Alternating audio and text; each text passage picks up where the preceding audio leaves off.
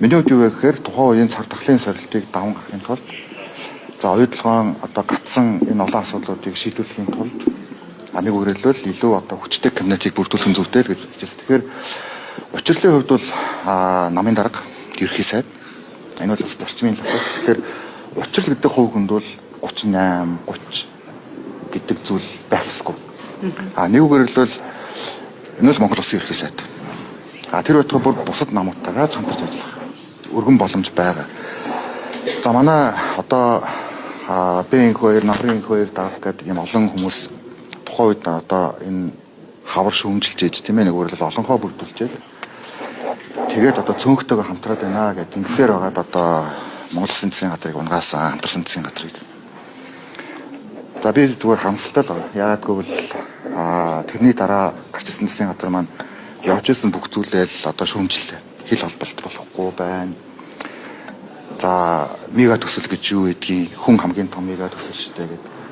За ингээд 10 сар болжээ. 126 та Монгол Улсын одоо парламентын шинэ эрх зүйн орчны хүрээнд миний хувьд анхны ерхий сайдаар 10 сар ажилласан. Тийм ээ одоо 126 та боснаас хойш хамтарсан засгийн газар байсан. Та бүхэн эргээд бодороо Эрдэнэ бүрэнгийн усан цахилгаан станцыг бид шийдсэн. Би зүгээр эцэст нь шийдэгдсэн гэж ярив. Тэрнээс бэлтгэл ажил хангаж जैन, бодож जैन, төлөвлөж जैन гэдэг зүйл биш. Эрдэнэ бүрэн бид нар шийдсэн хамтдаа. Үүний ард бид нар бас л гатсан байсан одоо энэ гашуун схотын хил холбоотой асуудлыг хоёр улсын засгийн газрын төвшөнд бүр шийдсэн. Энэ бол замын үүдийн ард шийдэгдсэн одоо хоёр дахь том экспортын гарц. За энийг эцлэн шийдэгдсэн. За байж байгаа. Байж байгаа. За байж байгаа. Би одоо хүний ярьсныг одоо бид нар хоёул чи яриа явах юм уу? Энд чи яриад. Гүү харин би ярьж штэ. Би нэг хүний асуултанд хариулж штэ. Бас хүндэлтэй хэдэлээ би энд хамт идэх үү. За 3 дугаарт одоо энэ хилэн болоод байгаа туулын уртны зам болон нийслэлийн төсвийг шийдсэн. Хагас өдөр бүх хүмүүс оролцдог байсан тийм үү? Бүх намын дараа нь хамтдаа ордог байсан. За одоо энийгээ бас ингээд зогсоох гээд болохгүй гэж ингээд явж байна. За дээрээс нь бид нар хил хамтаач гэсэн орооногийн хилцээрийг шийдсэн. Энэ бол оюутлогоон одоо дараа орох хоёр дахь том хөрөнгө оруулалт байсан. Энэ бол хамтарсан засгийн газрын үр дүн. Би нэг шууд хэлнэ. За яг адилхан Занданшилтар дарга засгийн газар байгуулад за өмнөхөөс нэлээд сайн өгүүлсэн одоо улс төртэй за Бэн хоёр гэдэг нэг дүртэй тэр нь оюутан гэдэг ганцхан хүнтэй одоо тулаан зарлалсан. За ингээд 10 сар явлаа. За 10 сар дотор яг юу болов? Яг адилхан 10 сар. Яг юу шийдэгдсэн? Нэг ч юм шийдэгдэв. Харин шийдэгдсэн бүх зүйлүүд ухарсан. Тийм учраас би энэ дээр одоо манай хэвлэлийнхэн маань, манай монголчууд маань сэтгэл хөдлөө дараад нам одоо намын хөдөл баримтлал за би эндээ дуртай дургу гэдэг зүйлээсээ хойш татаад Монгол улс хөгжихүүгүй юу? Тийм учраас би бол одоо учрал ерхий сайдын хувьд бол энэ бүтэн боломжууд байгаа гэж харж байгаа. Ерхий сайдын хувьд үндсэн хуулиар олгогдсон бүтэн боломж байгаа. Яаж балансаа хангах вэ? Яаж урт засаглах вэ? Яаж асуудлаа шийдэх вэ гэдэг бол гагцгүй намын дараах ерхий сайдын хинтээч үл хуваалцах өөрийнх нь бүрэх. Энэ дээр өөрийнхөө байж чадвал учрал олон зүйлийг шийдсэн түүхэн ерхий сайд байна. Өөрийнхөө байж чадахгүй бол зүгээр одоо бүтэн гүрэлтэй болоод за ингээд нийгмийн дэмжлэгээ алдаад Монгол улсын цагийг алдаад өөрийнхөө түүхийг сүйдэлнэ. За өөрөлдвөл илүү одоо хүчтэй кабинетийг бүр тэрний үеэр хүмүүс нийгэм таалагдахгүй бас олон томилгоонууд хийгддэг байсан. За намайг ч одоо бас илүү тийм олон сайттай ажилласан гэдэг ийм шүүмжлэлүүд байдаг байсан. Миний хувьд юу вэ гэхээр тухайн үеийн цаг тахлын сорилтыг даван гаргахын тулд за оюутлогоон одоо гацсан энэ олон асуудлуудыг шийдвэрлэхийн тулд нэг үргэлжлэл илүү одоо хүчтэй кабинетийг бүрдүүлсэн зүйтэй л гэж үзэж байна. Тэгэхээр учирлын хувьд бол намын дарга ерхий сайд энэ бол бас зарчмын асуудал. Тэгэхээр учрал гэдэг хувь хүнд бол 38 30 гэдэг зүйл байх ёсгүй.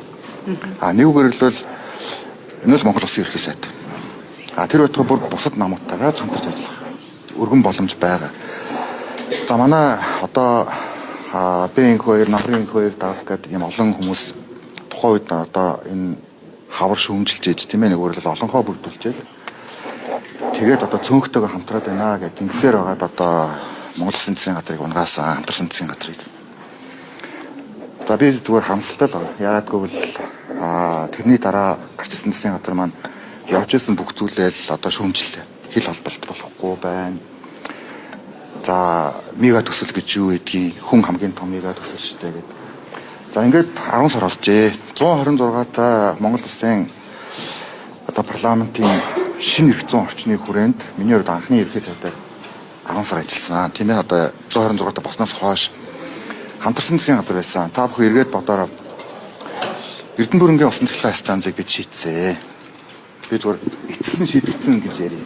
Тэрнээс бэлтгэл ажил хангаж जैन, бодож जैन, төлөвлөж जैन гэдэг зүйл биш. Эрдэнэ бүрэн бид нар шийдсэн хамтдаа. Үүний ард бид нар бас л гацсан байсан одоо энэ гашуун спортын хил холбоотой асуудлыг хоёр улсын засгийн газрын төвшөнд бүр шийдсэн. Энэ бол замын үүдийн ард шийдэгдсэн одоо хоёр дахь том экспортын гарц. За энийг эцлэн шийдэгдсэн. За байж байгаа. Байж байгаа. За байж байгаа. Би одоо миний ярьсныг одоо бид нар хоёул чи яриа өгөх юм уу? Энд чи ирээд. Та одоо харин би ярьж штэ. Би нэг хүний асуултанд хариулж штэ. Бас хүндэлтэй хэдүүлээ би энд хамт идэх үү. За 3 дугаарт одоо энэ хилэн болоод байгаа туулын уран зам болон нийслэлийн төсвийг шийдсэн. Хагас өдөр хүмүүстээр хоролддог байсан тийм үү? Бүх намын дараа нь хамтдаа ордог байсан. За одоо энийгээ бас ингээд зогсоох гээд болохгүй гэж ингээд явж байна. За дээрэс нь бид нар хил хамтаач гэсэн орооногийн хилцээрийг шийдсэн. Энэ бол оюутлогоон одоо дараа орох хоёр дахь том хөрөнгө оруулалт байсан. Энэ бол хамтарсан засгийн газрын үр дүн. Би нэг шууд хэлнэ. За яг адилхан зандан шатар дарга засгийн газар байгуулад за өмнөхөөс нэлээд сайн өгүүлсэн одоо улс төртэй за B2 гэдэг нэг дүртэй тэр нь оюутан гэдэг ганцхан хүнтэй одоо тулаан зарлалцсан. За ингээд 10 сар явлаа. За 10 сар дотор яг юу болов? Яг адилхан 10 сар. Яг юу шийдэгдсэн? Нэг ч юм шийдэгдэв. Харин шийдэгдсэн бүх зүйлүүд ухарсан. Тийм учраас би энэ дээр одоо манай хэвлэлийнхэн маань, манай монголчууд маань сэтгэл хөдлөө дараад нам одоо намын үзэл баримтлал за бивэндээ дуртай дургу гэдэг зүйлээсээ хойш татаад Монгол улс хөгжихүүгүй. Тийм учраас би бол одоо учрал ерхий сайдын хувьд бол энэ бүтэн боломжууд байгаа гэж харж байгаа. Ерхий сайдын хувьд үндсэн хуулиар олгогдсон бүтэн боломж байгаа. Яаж балансаа хангах уу? Яаж урт засаглах уу? Яаж асуудлаа шийдэх үү гэдэг бол гагцгүй намын дараах ерхий сайдын хинтээч үл хуваалцах өөрийнх нь бүрэх. Энэ дээр өөрийнхөө байж чадвал учрал олон зүйлийг шийдсэн түүхэн ерхий сайд байна. Өөрийнхөө байж чадахгүй бол